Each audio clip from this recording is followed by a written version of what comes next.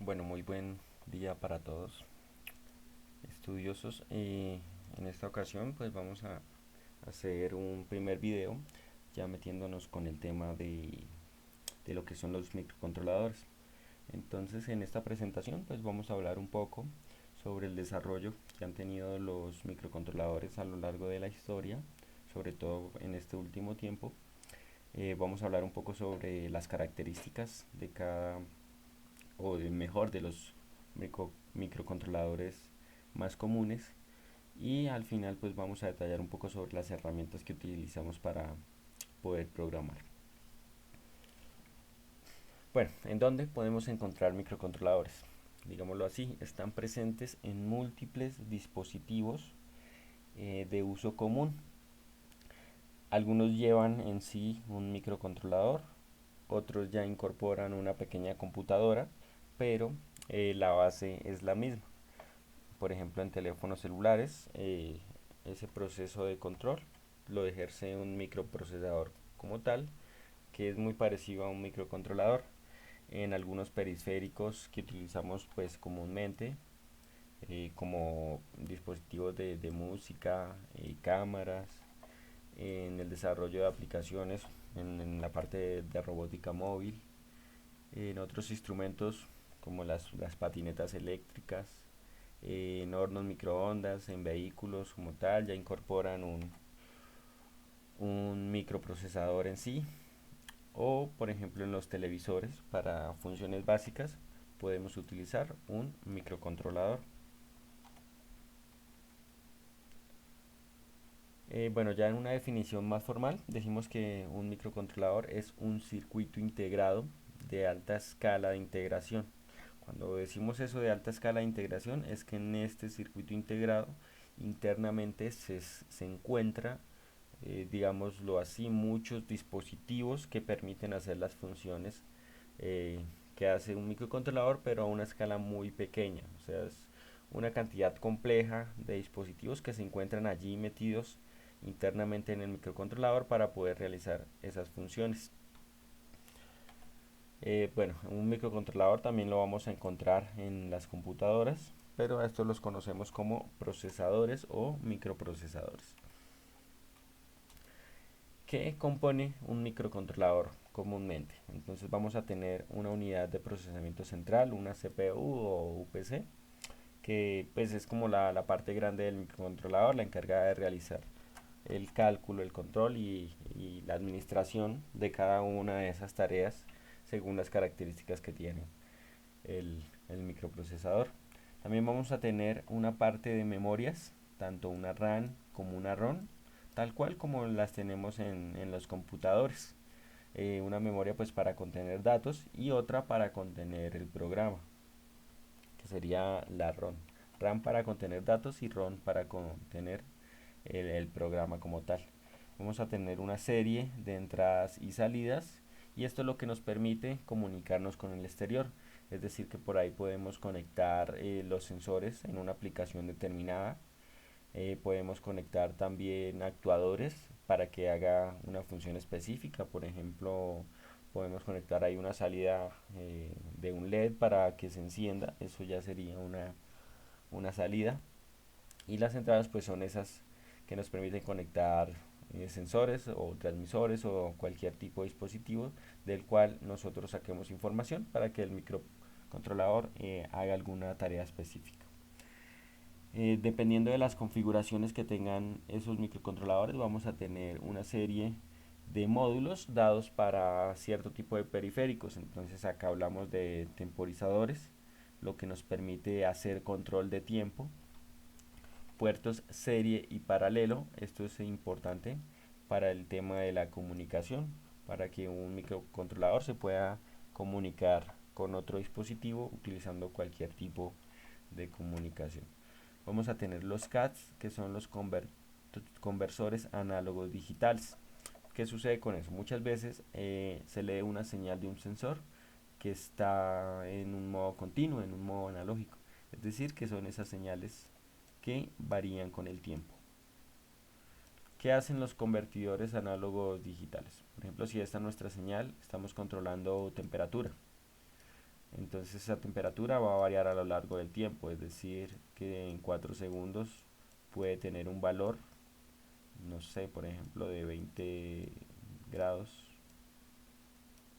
y a los 10 segundos ya ese valor subió a los 70 grados.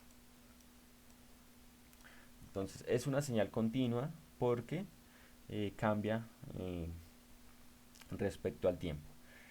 Esos conversores análogos digitales me permiten agarrar esta señal y convertirla a valores binarios, es decir, a unos y ceros, para que el microcontrolador lo pueda entender y pueda hacer distintas operaciones. O sucede igual si tenemos una señal digital como la que tenemos acá y la queremos volver a pasar a dominio del tiempo. Entonces esos serían los conversores digital analógico. Muchos microcontroladores incluyen esos conversores en su estructura para poder hacer esas operaciones. Y hay que agregarle al microcontrolador un impulso de reloj, que es el que nosotros conocemos como un cristal de cuarzo, para poder generar esos pulsos que requiere cualquier sistema. Es lo que hace como la velocidad de procesamiento. Cuando nos hablan, por ejemplo, de que un microprocesador funciona a 2 GHz, esos gigahertz que nos están indicando son los que producen esos cristales de cuarzo o cristales de reloj que utilizamos. Bueno, un poco hablemos de historia del desarrollo de los microcontroladores. El desarrollo de los circuitos integrados empezaron en los años 60 más o menos.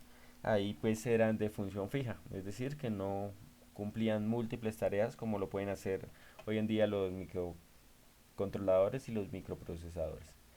Utilizaban bajos niveles de integración, es decir, que en ese integrado, eh, pues en ese cuadrito, como el que vimos ahorita, habían muy pocos elementos internamente. Entonces podía haber pues una serie de resistencias y algunos transistores, pero eran muy pocos en comparación a lo que se tiene hoy en día. Igual eran utilizados para muchas aplicaciones dado pues a su flexibilidad. En ese tiempo pues empezó a hablar de la familia CMOS y la familia TTL, que son como las configuraciones que se tienen para distintos tipos de integrados. Ya pues con el desarrollo del tiempo empezaron a aumentar los niveles de integración. Entonces ya hablamos de SSI, MSI, LSI, VLSI. En cada uno de esos niveles incluía una complejidad más grande, es decir, que permitían que internamente en el integrado pudiéramos agregar más elementos, más componentes, y eso pues se traducía en que los integrados eran capaces de cumplir más funciones.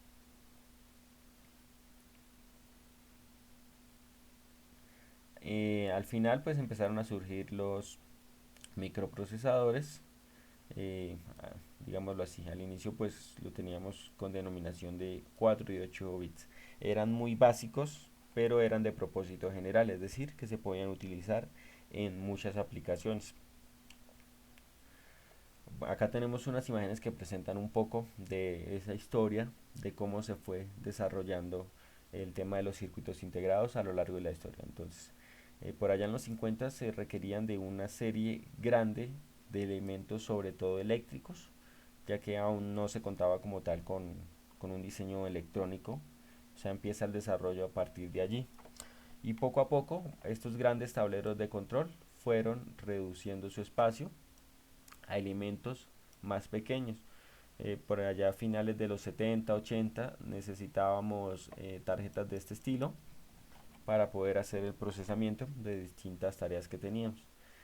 Siguió avanzando el tiempo y ya íbamos reduciendo la cantidad de elementos determinados para una función. Con el tema de los procesadores, entonces al inicio, por allá al final de los 50, teníamos un integrado de estas características. Entonces si lo ven, pues no es tan integrado porque se ve superficialmente sus componentes internos. Estos eran los primeros procesadores que se tenían para el desarrollo computacional. Eran unas tarjetas grandes, complejas, con muchos elementos. Poco a poco pues se fueron desarrollando las industrias, entonces en un microprocesador todo eso que teníamos en una tarjeta de gran tamaño lo podíamos incluir internamente en un microprocesador y ya un tamaño más concreto realizando las mismas funciones, realizando las mismas tareas. Incluso estos microprocesadores hoy en día realizan tareas más complejas de las que realizaban esas grandes tarjetas pues en esos años pasados. Y ya bueno, con el desarrollo del tiempo, ya hoy en día hablamos de microprocesadores que tienen 8 núcleos, 16 núcleos internamente, es decir, que es como si tuviéramos 8 microprocesadores allá internamente, lo que permiten un gran poder en el tema del procesamiento de distintas tareas y de trabajo paralelo. Es decir, que cumplen muchas tareas eh, al mismo tiempo y sin descuidar una tarea de la otra. Entonces fíjense el desarrollo que ha tenido esta parte de microcontroladores y de microprocesadores a lo largo de la historia y hoy en día todas las posibilidades que tenemos gracias a ese desarrollo. Acá en esta tabla se muestra un poco el tema de la evolución en años respecto a distintos dispositivos. Estamos hablando, fíjense, desde el 71, 72, 74, 78. Inicialmente quiero que se fijen ustedes acá en lo que eran las velocidades de reloj, es decir, las velocidades de procesamiento. Inicialmente teníamos velocidad de procesamiento de 108 kHz y fuimos aumentando. Ya no estábamos en la escala de kilo, sino en la escala de megas al final de los 70. Entre los 80 ya pasamos de 5 MHz a 16 MHz, a 20 MHz, a 33 MHz. Fuimos evolucionando en velocidad de procesamiento. Al 89 pues ya estábamos en 50 MHz. Igual el ancho del bus de datos, de transmisión de datos, pasamos de 4 bits al final de los 80 a 32 bits. Fue aumentando esas características de procesamiento. Igual con el tema de la memoria, pasamos de la escala de los bytes a los gigabytes para poder almacenar datos. Y acá algunas características, inicialmente pues se tenían para manipulación aritmética, es decir, para hacer sumas y restas y algunas operaciones adicionales de la parte aritmética. Y en base a eso pues fuimos evolucionando al momento de ya tener tareas más complejas. Igual, fíjense la velocidad siguió aumentando, 200 MHz, 300 MHz, y hoy en día ya hablamos de velocidades de procesamiento de gigahertz, ¿cierto? Entonces nosotros nos compramos un teléfono y tiene una velocidad de procesamiento de 4 gigahertz, o sea, ya es mucho en comparación con eso que teníamos anteriormente. Bueno, acá hay una pequeña reflexión. Eh, si recuerdan por allá en la década pasada cuando hablaban del Apolo, ese dispositivo espacial que llegó a la Luna, tenía una interfaz para poder controlar la nave, para poder controlar la máquina. Esa interfaz tenía 8 kilobytes de RAM, 32 kilobytes de ROM. Y bueno, tenía un teclado y una pantalla para poderse comunicar con el astronauta. Hoy en día, una calculadora, cualquiera desde las más básicas como la que están ahí, supera esas características que tenía esa interfaz de control del Apolo. Simplemente para que vean pues la evolución tecnológica a lo que nos ha llevado hoy en día respecto a toda esa tecnología que se tuvo en ese momento. Bueno, ¿qué diferencia hay entre un microcontrolador y un microprocesador? Básicamente un microprocesador es un dispositivo mucho más complejo, en el cual permite hacer distintas configuraciones. Un microcontrolador segmenta su actividad, es decir, que él no va a incluir la memoria, va a usar otro dispositivo para el manejo de memoria. Es lo que sucede en la arquitectura de computadores. Ustedes ven que está el microprocesador por un lado, aparte está la memoria RAM, aparte está el disco duro y aparte pues van a estar los controladores, ¿cierto? Y de esos controladores, que es lo que está en la board en sí, es donde se van a conectar los periféricos, es decir, el teclado, el mouse, etcétera, etcétera. El microprocesador solamente en un computador o en un teléfono, en cualquier dispositivo, se va a encargar del del procesamiento de datos o el procesamiento de información. Caso contrario, de lo que sucede con un microcontrolador. Un microcontrolador involucra internamente tanto la parte de memoria, la parte de los controladores. En el microcontrolador nosotros conectamos a él directamente los periféricos. Entonces, una de las ventajas de usar un microcontrolador es esa, que podemos conectar directamente los periféricos a él, mientras que un microprocesador pues se va a encargar como tal del procesamiento de datos. Obviamente pues un microcontrolador va a tener mucha más fuerza computacional respecto a un microcontrolador, por eso son esos los que se utilizan en los computadores, en las tabletas, en los teléfonos. Pero pues para nuestras aplicaciones electrónicas, el microcontrolador es la mejor opción o la mejor alternativa. Distintas marcas que nos podemos encontrar en la industria, en el tema de los microcontroladores, por ejemplo el FreeScale, el Philips, Cyber, pero las más populares actualmente son Microchip, que es la que fabrica los microcontroladores de características o de notación PIC, y las Atmel se volvieron muy populares porque son los microcontroladores que se colocan en la tarjeta Arduino. Entonces esas características hacen que sean las marcas más populares en el mercado. Bueno, vamos a hablar ahora un poco sobre la arquitectura de, de los microcontroladores, es decir, la distribución interna que lleva cada uno de esos integrados. La primera es la von Neumann, que se especifica como está en esta imagen, en el cual tenemos en un bloque, por decirlo así, la unidad de control y una unidad para las operaciones aritméticas.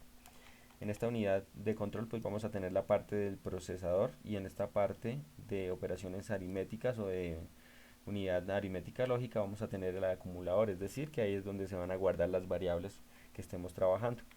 A un lado, en otro bloque, pues tenemos la memoria, y en la parte del acumulador pues se van a conectar las entradas y salidas, es decir, la parte de los sensores y los actuadores. Esta arquitectura no es la más usual, pero sí hay muchos microcontroladores que la involucran. Eso está muy dado pues según las características del proceso en el cual se quiera emplear. La más básica o la más usada es la arquitectura de tipo Harvard, que es la que se involucra en la mayoría de los microcontroladores. Eh, los PIC y los Atmel involucran esta arquitectura. Entonces, ¿cómo se trabaja? Vamos a tener tres bloques. Uno que va a estar dada para la memoria de instrucciones, es decir, que ahí es donde se va a guardar el programa. Otra va a ser para la memoria de datos. Todas las variables que nosotros estemos manejando se va a guardar en esa memoria de datos. Eh, pues por verlo de una manera más simple, esto sería como la ROM, la memoria de instrucciones, y la RAM es la memoria de datos. Y vamos a tener nuestra unidad de procesamiento, es decir, la encargada de hacer todas las operaciones en base o respecto a las memorias de instrucciones y a las memorias de datos. Más adelante, cuando veamos la estructura interna del PIC, vamos a ver que está dividida por esos bloques, no explícitamente como lo tenemos acá, pero sí muy parecido. Entonces, pues ahí vamos a tener las distintas interacciones, tanto con la parte de las instrucciones como con las partes de datos, para poder hacer el control o el procesamiento de esa información. Bueno, un procesador, un microcontrolador, como ya lo dijimos, tiene su CPU o su unidad de procesamiento, la que se encarga de realizar todas esas tareas. Pero ya cuando hablamos de recursos básicos de un microcontrolador, vamos a hablar inicialmente de lo que es el sys, que es un conjunto de instrucciones en el cual se permiten hacer operaciones, en este caso pues van a ser operaciones complejas. Entonces lo que hablamos acá es respecto a la arquitectura, la funcionalidad según esas instrucciones que se pueden emplear. Ya lo vamos a ver más adelante cuando hablemos de lenguaje ensamblador. Otro tipo pues es el RISC, que ya son instrucciones más reducidas y para tareas más sencillas. Y el SIX ya es son instrucciones especiales que ya se requieren para otro tipo de tareas que involucran pues mayor complejidad. En la parte de la memoria, pues ya lo dijimos, van a tener una memoria ROM, que es donde se guarda el programa. Decimos que es no volátil porque como nosotros grabamos el microcontrolador, queda ahí indefinidamente hasta que nosotros mismos borremos ese programa. La memoria RAM es la que almacena los datos del programa o las variables en sí dentro de la operación del microcontrolador. Esta es de tipo volátil porque si yo apago el microcontrolador o reinicio la operación, esa información que estaba ahí en la RAM se va a borrar. Y al momento de volver a ejecutar el programa, pues va a volver a crear nuevas variables. Por lo tanto, decimos que es de tipo volátil.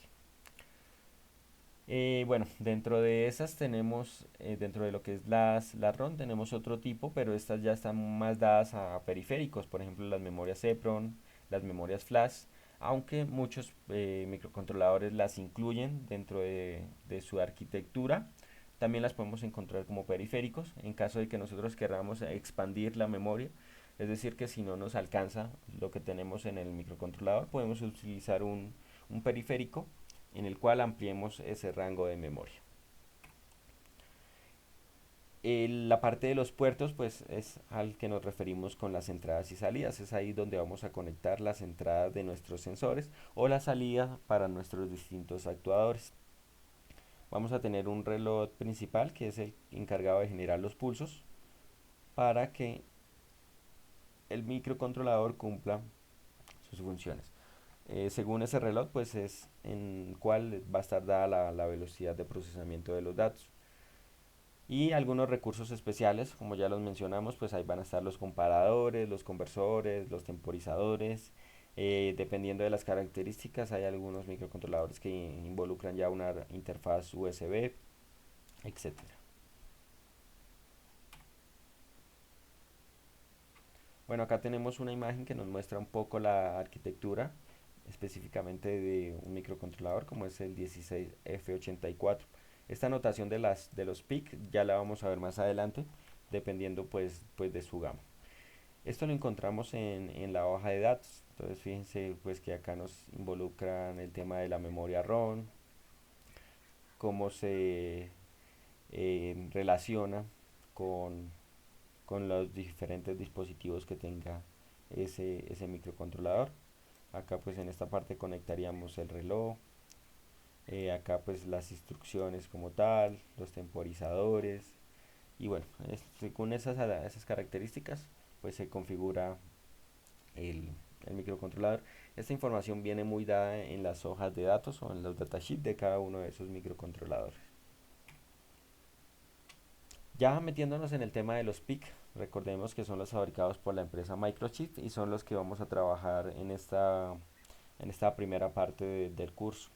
Entonces vamos a tener que hay cuatro clases específicos de microcontroladores PIC.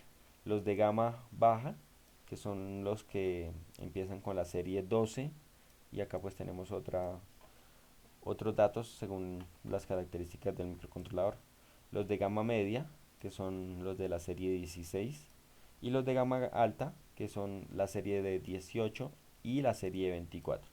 Y otros que ya son un poco más avanzados, que son los de SPIC, que digamos que así ya tienen una estructura más compleja. En este curso pues vamos a trabajar con los de gama media y los de gama alta. Bueno, acá tenemos un PIC como tal, que es el 18F84A. Como empieza en 16, decimos que es un PIC de gama media. Y tenemos la distribución de cada uno de sus pines. Eh, Esto que tenemos acá como RA y RB van a ser entradas y salidas. Las que tengan esta flechita así como en ambas direcciones indica que puede funcionar tanto como entrada como salida. Las que solamente tengan la flecha hacia el microcontrolador van a ser solo entradas. Esta parte que tenemos acá como OSC son las entradas del reloj, es decir, del cristal de cuarzo. Las que tengamos como BCS y, y BDD es para poder alimentar el microcontrolador, es decir, para conectarle la energía de funcionamiento. Por lo general utilizamos 5 voltios para esta gama de microcontroladores. Entonces, a grandes rasgos, esas serían las características tanto de las entradas como de salidas de esos distintos microcontroladores. Bueno, ahí un poco de las características en base a lo que ya les estuve mencionando. En este caso tenemos un PIC 16F87, ya pues es un poco más grande, va a tener 40 pines como tal, se amplía el rango de entradas y de salidas. Esto permite operaciones más complejas. Estos PIC pues ya involucran muchos más módulos para la parte de conversores análogos digitales, para la parte de temporizadores. Y lo que sí es que amplía ese rango de trabajo, vamos a poderle conectar muchos más periféricos.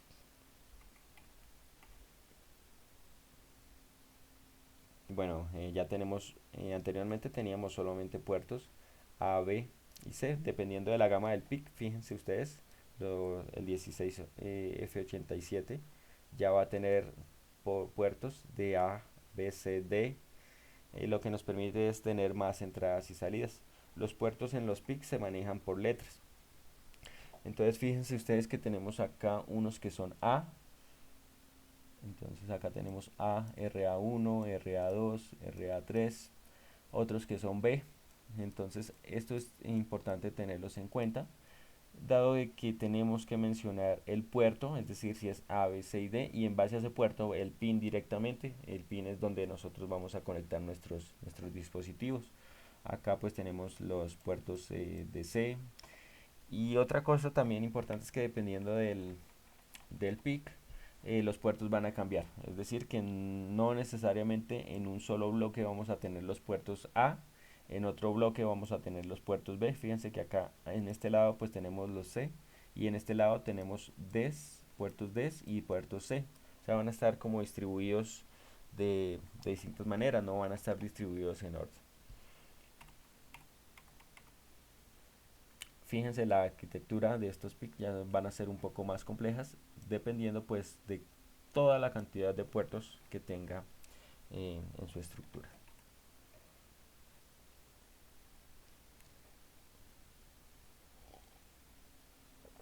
En este caso ya tenemos un PIC 18F 2550, ya es un PIC un poco más robusto, aunque tiene menos puertos de unos que estaban anteriormente, sus capacidades de procesamiento van a ser mayores. Entonces, siempre que utilicemos la notación 18F nos estamos hablando de un PIC de gama alta, de un microcontrolador de gama alta. Por ejemplo, este PIC ya involucra una interfaz de comunicación USB, cosa que los otros PIC pues no involucraban. Y todas esas características hacen que su complejidad sea mayor y que pueda realizar pues operaciones un poco más complejas. Bueno, ahora sí hablemos ya para finalizar sobre las herramientas de programación. La primera que vamos a utilizar es el MPLAB. Es un programa que nos permite hacer la programación de microcontroladores en lenguaje ensamblador, en el famoso assembler. Lo primero que vamos a ver es ese lenguaje ensamblador. Y este también se puede programar en lenguaje C, pero inicialmente lo vamos a utilizar para poder hacer nuestra programación en lenguaje ensamblador. En un próximo video pues ya haremos la instalación, ya veremos las estructuras de datos, cómo manejar la información.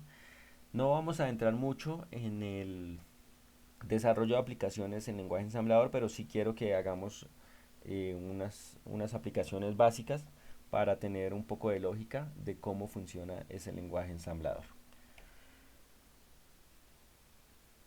Bueno, hay otros compiladores, ya este pues es específico para los PIC, es desarrollado por la empresa Microchip, que si vimos anteriormente pues es la fabricante de los PIC. Hay otros de otras empresas, por eso decimos que son terceros, que también permiten la programación de PICs. Entonces, por ejemplo, Proton IDE es uno de ellos. Pero simplemente por mencionarlos, nosotros vamos a trabajar con MPLAB. Esta es la estructura del Proton. Ya cuando hablamos de otros compiladores de más alto nivel, vamos a utilizar el lenguaje C. Y para ese lenguaje C tenemos la alternativa que es el software CSS, que nos permite hacer la programación de PICs directamente en Microchip y traducir ese lenguaje que nosotros escribimos en C, poderla traducir al lenguaje ensamblador para poder cargar nuestros programas. Bueno, ¿cómo funciona esto? Un poco, después vamos a entrar un poco más respecto a cómo funciona el procesamiento de la estructura lógica de esos programas que nosotros construyamos. En un caso, nosotros estamos utilizando este programa, el CSS, para construir el código que le vamos a enviar al microcontrolador. Entonces, construimos ahí el programa en código C. Este compilador lo va a llevar a el lenguaje ensamblador, el famoso assembler.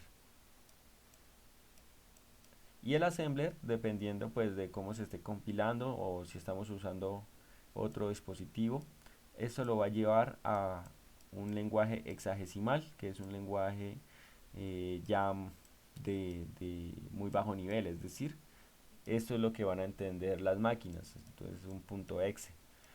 Y ese exe es el que se va a grabar dentro del microcontrolador.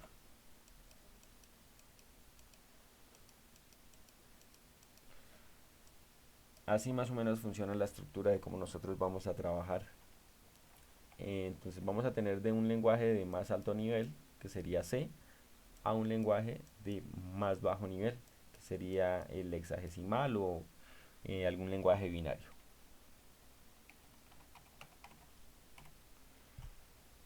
Esta es la interfaz del CSS, esta ya está un poco vieja, más adelante pues vamos a ver cómo está la plataforma hoy en día. Entonces lo mismo, no vamos a entrar mucho, vamos a mirar cómo es la estructura, ya que para esto pues se requiere un poco de saber sobre programación. Algunas herramientas adicionales, tenemos el Swordfish Compiler también para poder trabajar en microcontroladores, pero este ya trabaja con lenguaje BASIC, no trabaja con lenguaje C. Bueno, hay muchas otras. Digamos que acá lo que les presento es una tabla de rendimiento en la cual se evaluaron distintas herramientas para poder hacer aplicaciones. Entonces ahí tenemos el Swordfish, tenemos el C y tenemos otros como el Proton o el PicBasic y se les hizo como una evaluación. Entonces pues se determinó en sí que el CSS tenía mejor rendimiento. Por eso es con el que nos vamos a quedar para esta primera parte del curso.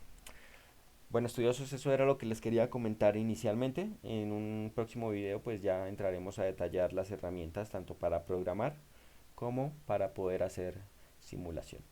Entonces cualquier cosa no duden en escribirme y estén pendientes pues al desarrollo de las actividades.